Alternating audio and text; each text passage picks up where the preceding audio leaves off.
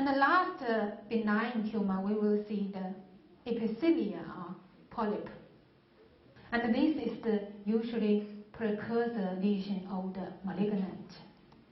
So in most cases, adenoma is the precursor. We can consider it's a precursor of carcinoma.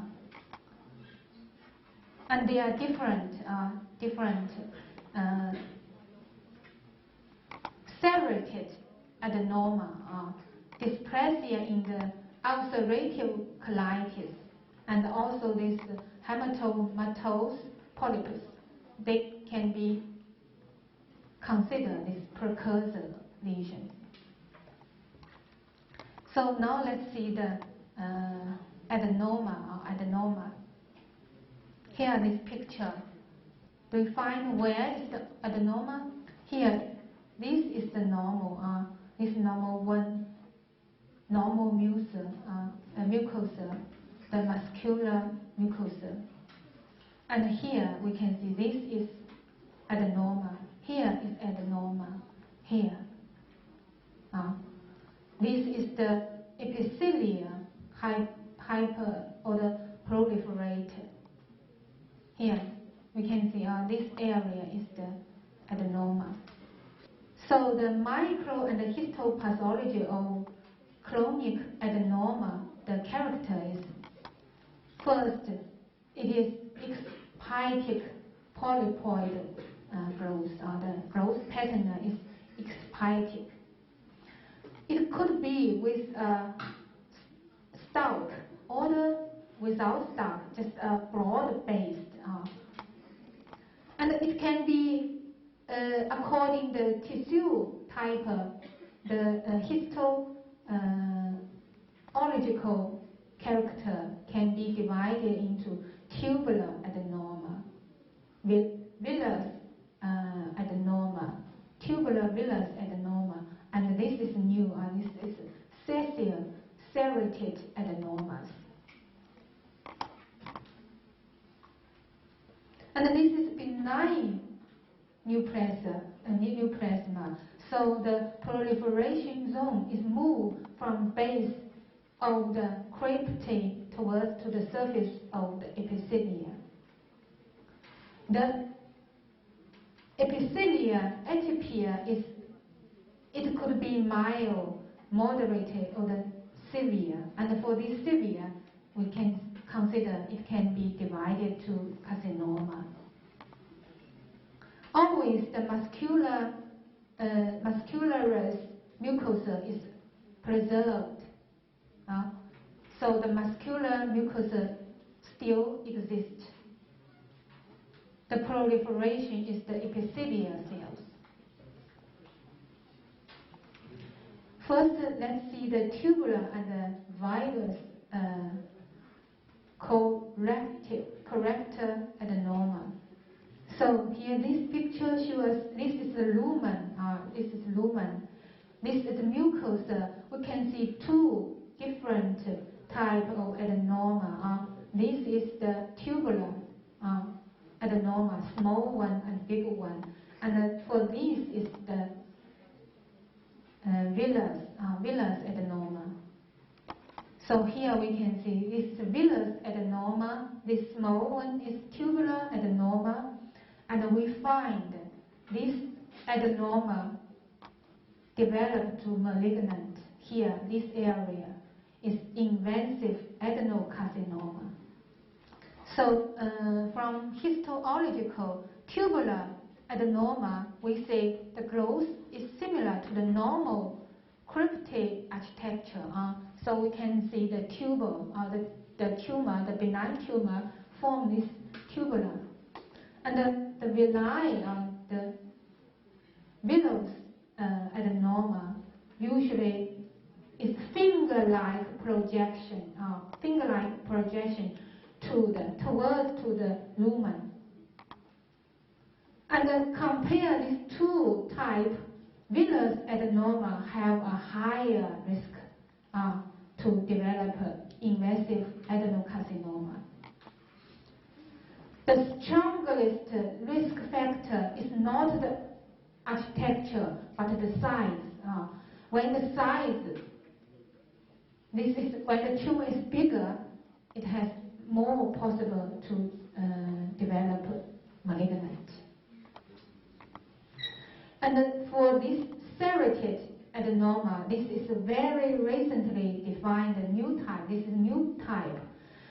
It is important because when it occurs in the right hemicolon, it also easy or the associated with carcinoma increase. So here is the villus adenoma here.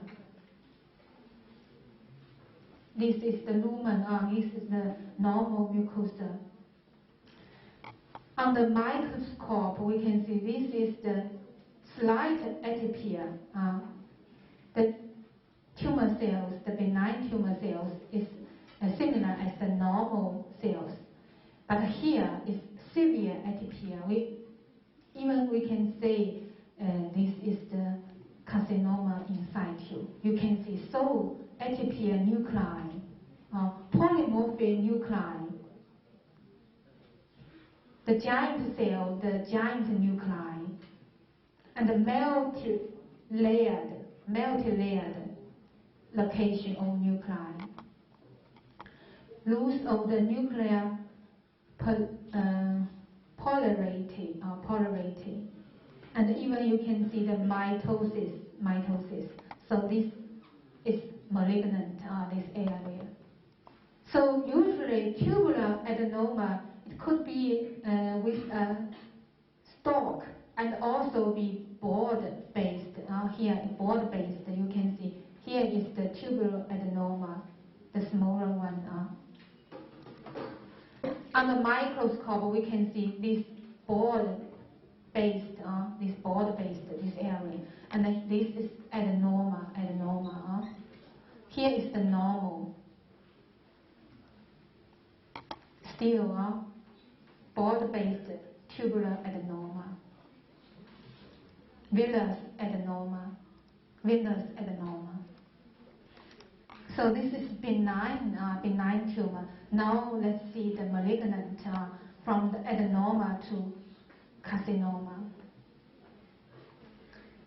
So they are associated. We say 95% of colorectal carcinoma started as an adenoma.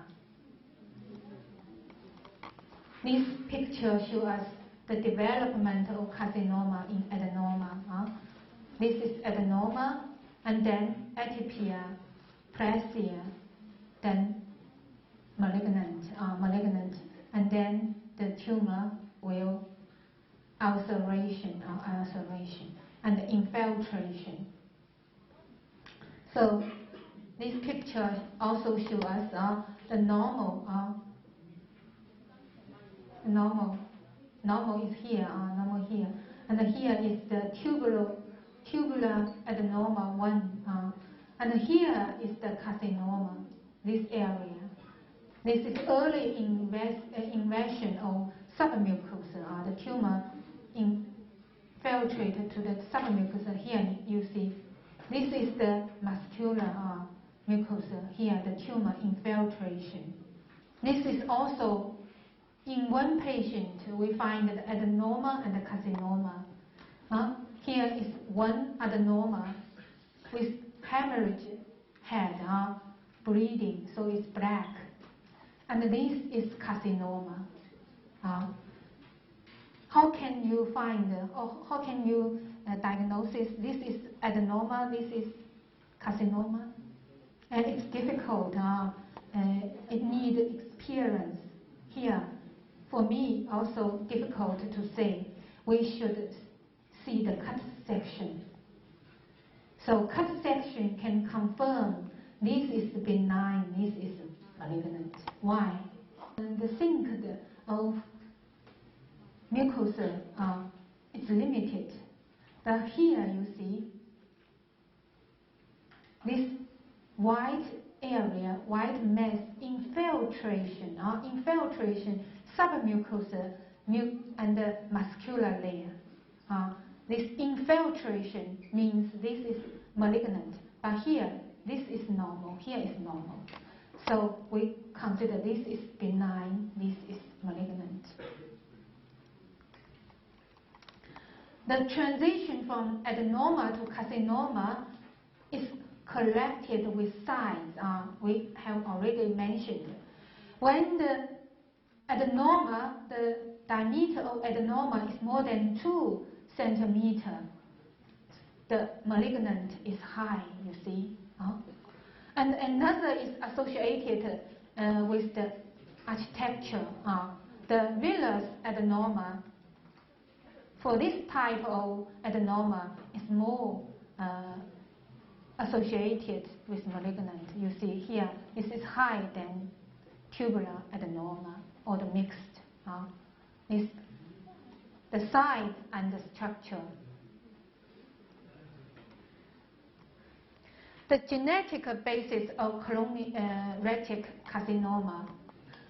The molecular understanding of pathogenesis of this CRC is much better than in the other carcinoma. We can put it as a sample, as a model, the molecular understanding of this CRC. First, this is the step-by-step progress from adenoma to carcinoma. And then second, the presence of large number of inherited tumor syndrome in CRC, including this FAP, family adenomatous polyposis, and HNPCC is also associated with this inherited. And also the GIT syndrome, So this is a picture published in the Science.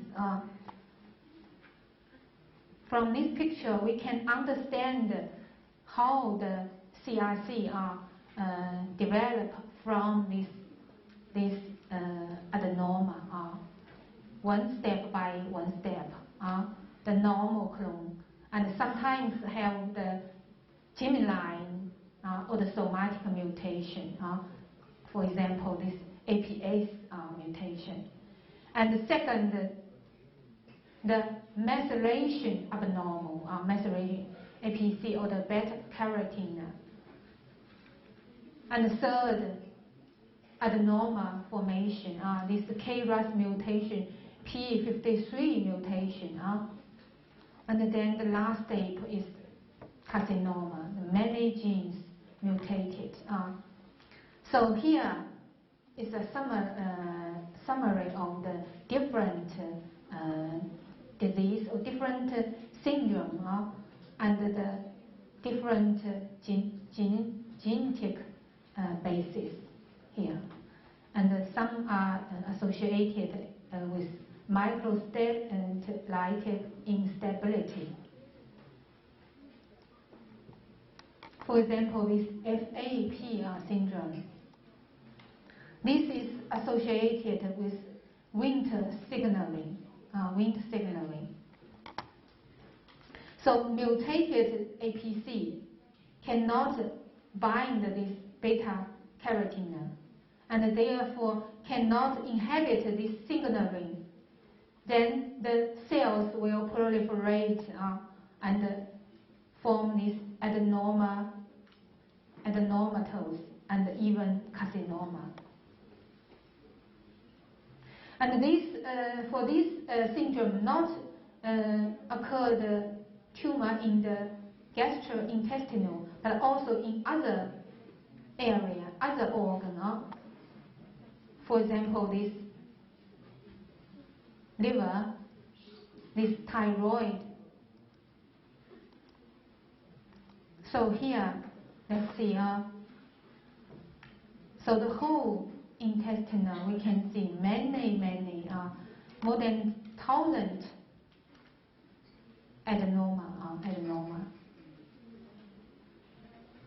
So with the time passed, some of adenoma will develop to malignant.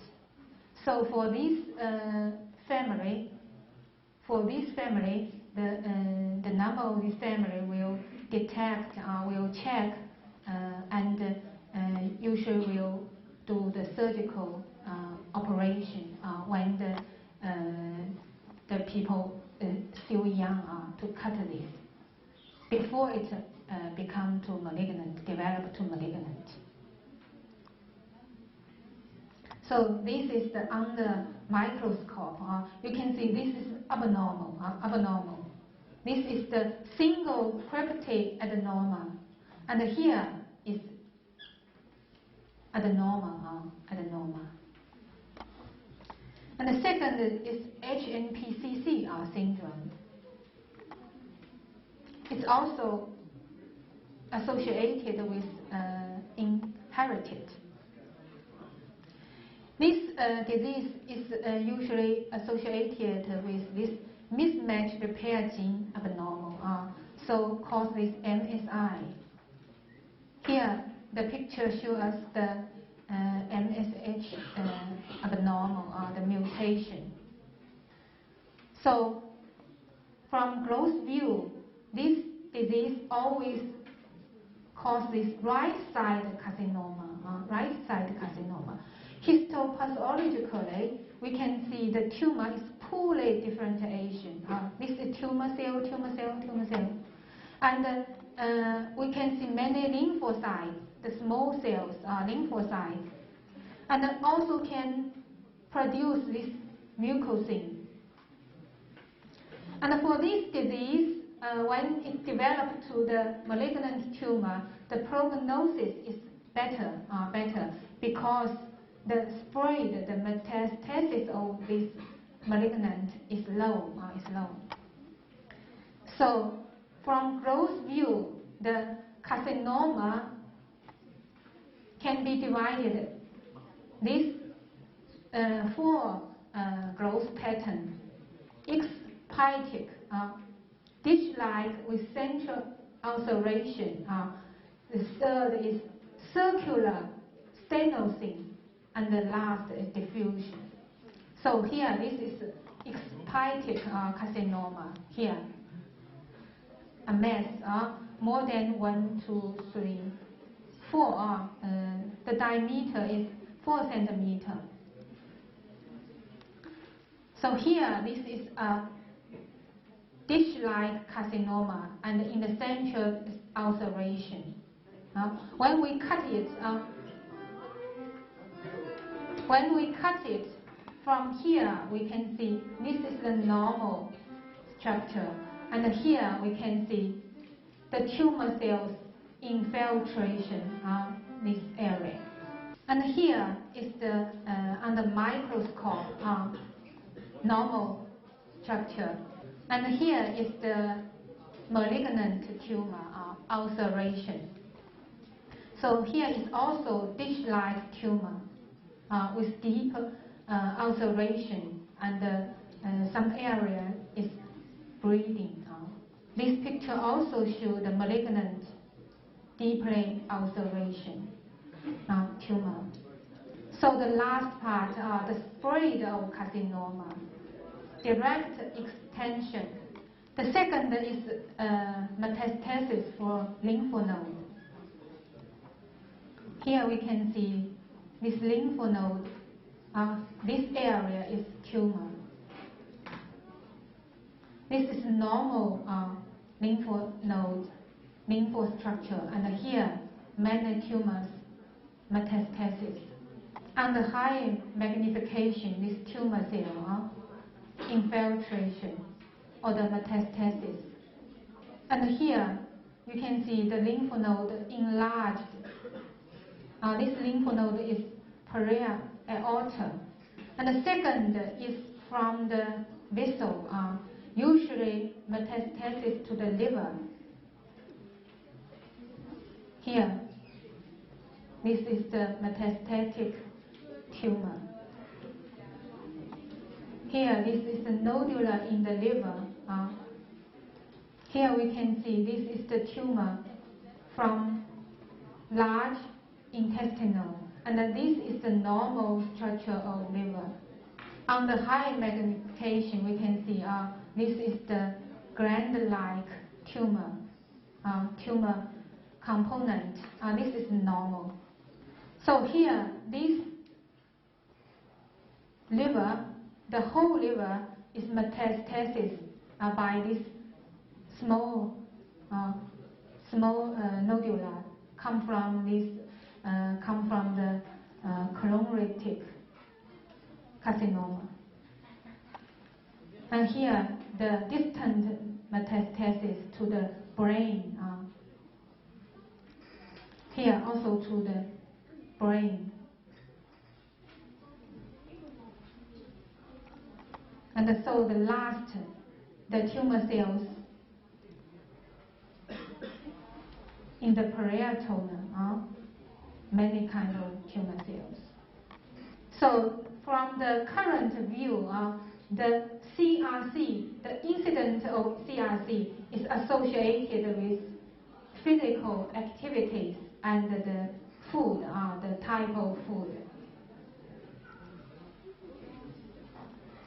And here, for CRC, the important things for pathologists is to distinguish this TNM classification, TNM. And T is the tumor, the size of tumor. And here, when the tumor limited in the mucosa, we say that this is in situ, carcinoma in situ. And here, to the subtype, submucosa and to the muscular ring. And here, infiltrate to the serosa. So we give the name T1, 2, 3. So this is stage of CRC. DUX classification. So the stage for the clinical usually use this DUX stage. And another is TNM. This is the world language for the doctors. When you say this T1, then the doctor will know this tumor only limited to the submucosa. TN means nodular lymph node, and M is metastasis. Okay, so for today's lecture, we focus on esophagus, stomach, and intestinal, including inflammation and tumor.